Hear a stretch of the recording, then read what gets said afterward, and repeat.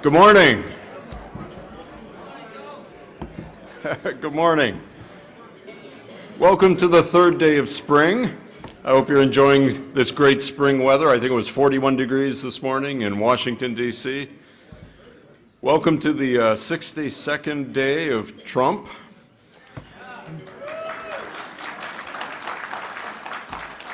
My name is Joseph Bast. I'm the president of the Heartland Institute. It's my honor to welcome you to the 12th International Conference on Climate Change, taking place here in Washington, D.C., March 23rd, 2017.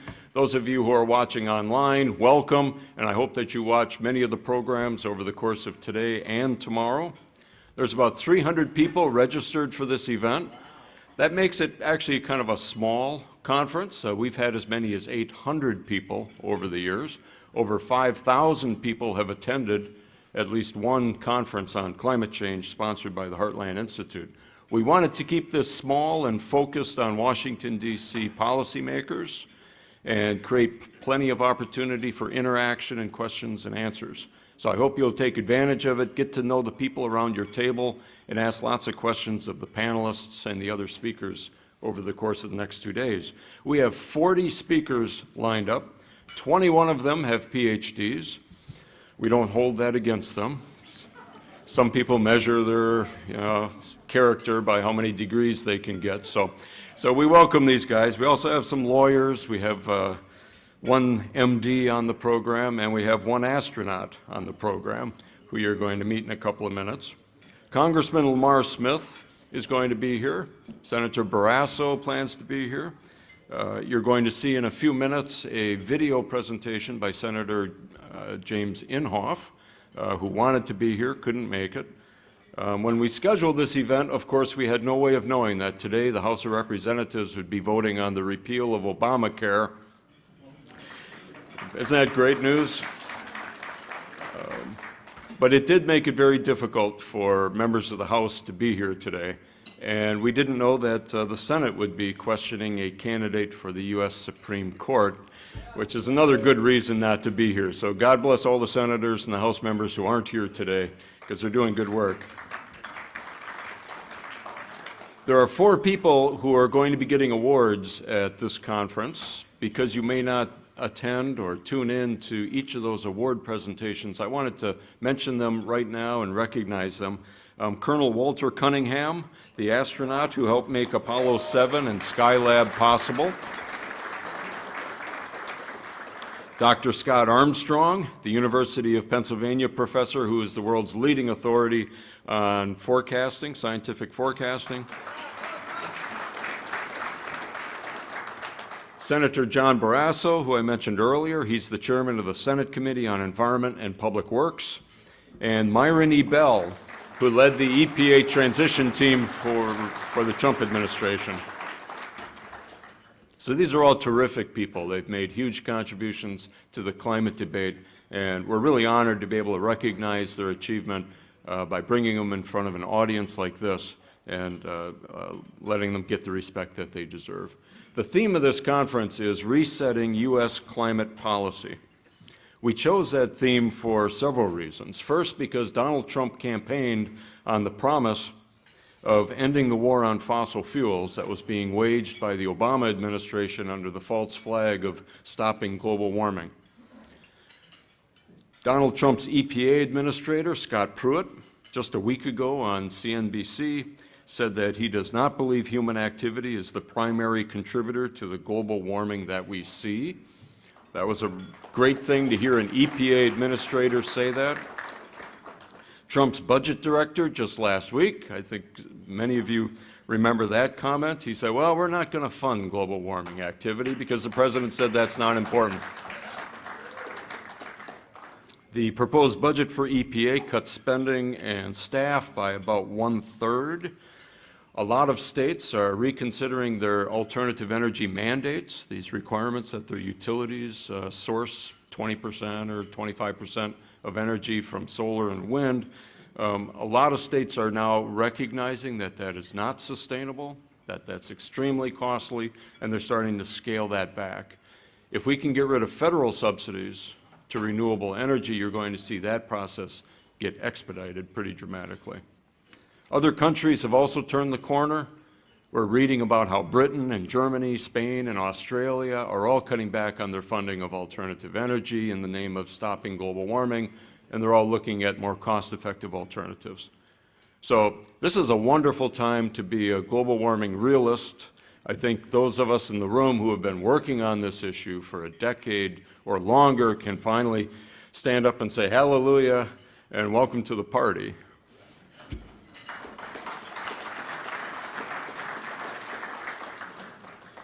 So many of the speakers during this conference are going to talk about where the scientific community comes down on this issue. So I'm not going to try to summarize the evidence that shows that most scientists are realists and not alarmists on this issue, that we actually represent the mainstream and not some sort of academic fringe.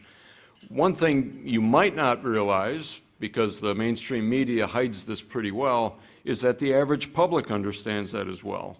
Opinion polls show that most Americans do not believe that global warming is largely due to human activity. Voters rank stopping global warming dead last when they're asked to rank the most important problems facing the country. 42% of voters in a survey last summer said they don't even want to spend $1 a month more on their electricity bills to stop global warming. 42% don't want to spend even $1 a month more to stop global warming. So it's easy to say, I care about the environment, I care about the climate, I'd like to protect the climate, we all do. But how much are you willing to spend? And do you really think it's a serious problem that merits your money and your sacrifice, not somebody else's? And when you ask the right question, you get the right answer. Nobody wants to increase their energy prices or pay a tax in order to try to fix the global climate. And finally, according to a recent survey, only 25% of voters believe the scientific debate is settled. So the public understands this. There's still a raging debate among scientists and experts, economists, about whether or not the human impact on climate is big enough to justify the kind of government response that we've seen in the last 8 years. So the scientific debate is essentially over. I think in the science community, we recognize that the human impact is small, hard to predict, probably not worth trying to stop. I think the American people understand that, according to the surveys. I think we've essentially won the public opinion battle. What remains to be done is the political battle. And that means repealing a lot of laws and regulations, taxes and subsidies that were passed over the course of the last 8 years and even 12 years.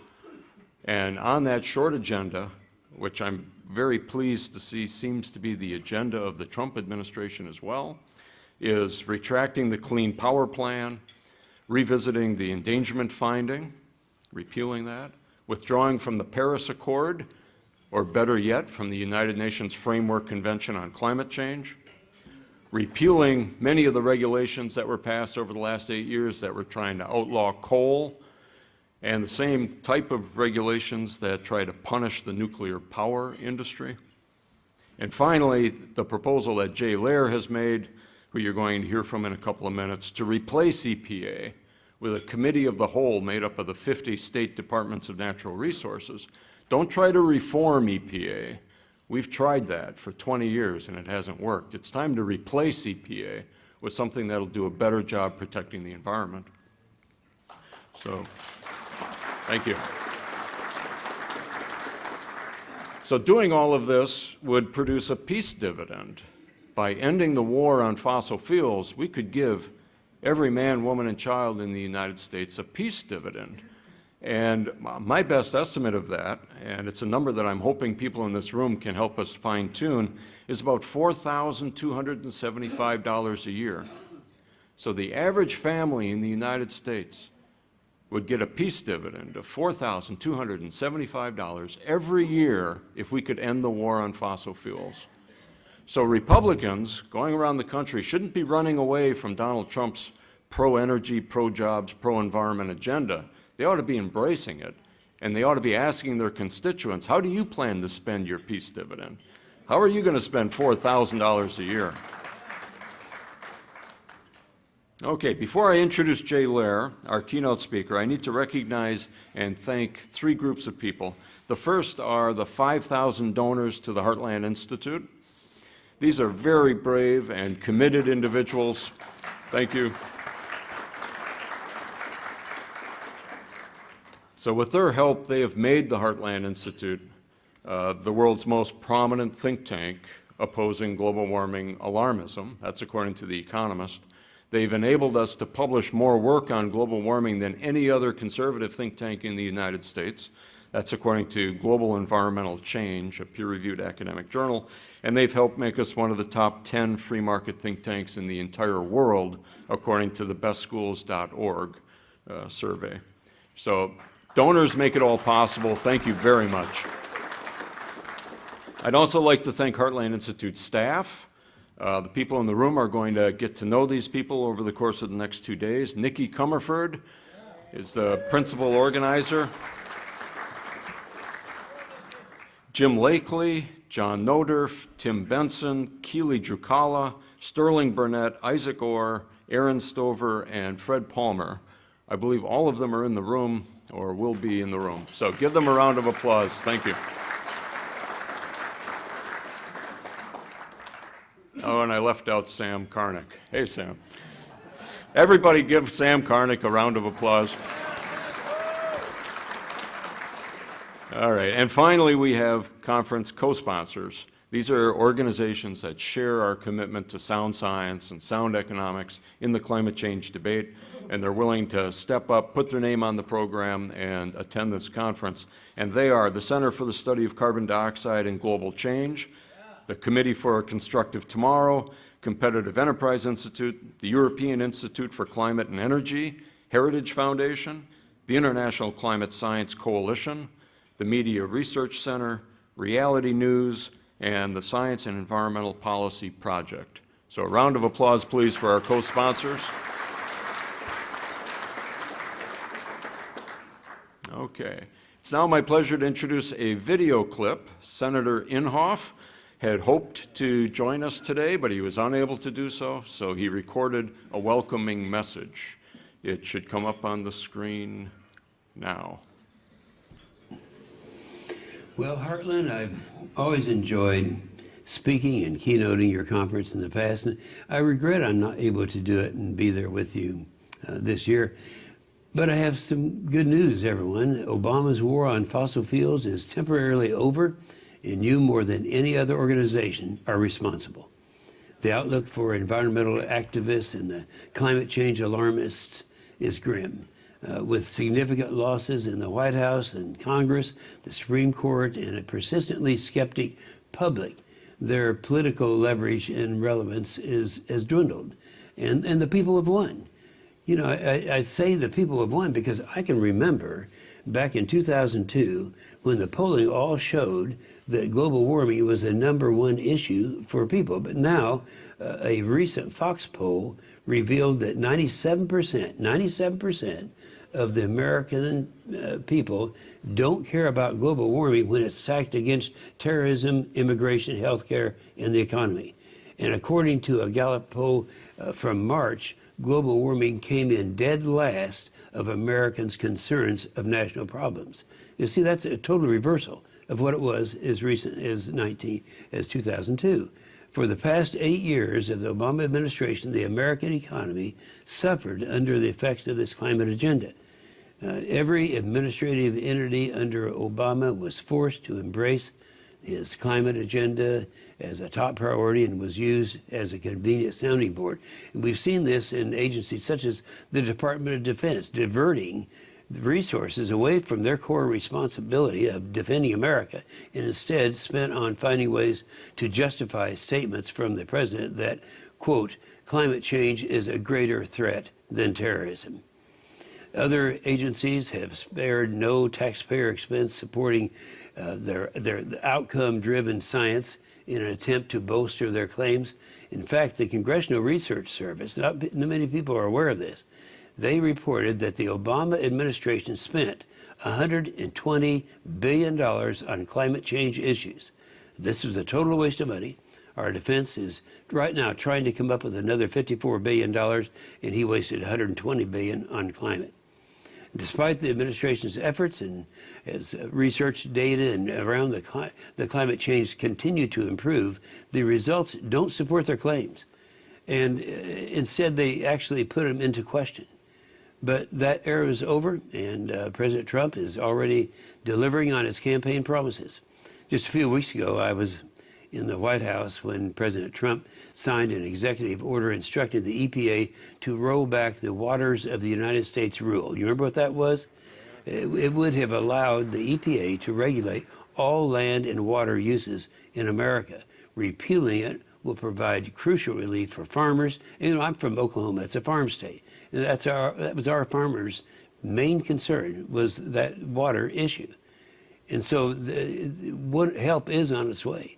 President Trump is also committed to rolling back the Clean Power Plan and its $300 billion price tag. This rule would lead to a dramatic increase in energy prices and reduce the reliability of the grid. Now, these are just two of the many rules expanding federal power and departing from the core functions and responsibilities provided to the EPA by Congress. Congress has told them what they're supposed to be doing. The steps being taken by the Trump administration will return the roles of these agencies to their statutory intent. We've seen great successes in our air and water quality based on the EPA operating within its statutory budget. We will be able to right-size the agency to help the American people instead of punishing them with heavy-handed regulations from Washington that give little or no actual environmental benefit. It'll take time to rebuild the trust between states, industries, and the federal government. And I look forward to working with President Trump and the administration officials to restore credibility and balance in the context of environmental policies. But I say to you, Heartland, the liberal extremists are not going to give up. Obama has built a culture of radical alarmists, and they'll be back. You and I and the American people have won a great victory, but the war goes on. Stay vigilant. You are doing the Lord's work. Great.